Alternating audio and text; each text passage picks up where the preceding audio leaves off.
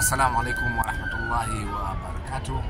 Leo ni Yaumul Arafa, siku ya Arafa, siku ya mwezi 9. Tuko hapa katika viwanja vya Arafa katika mji wa Makkah, tukiwa tunaendeleza ibada hii ya haji.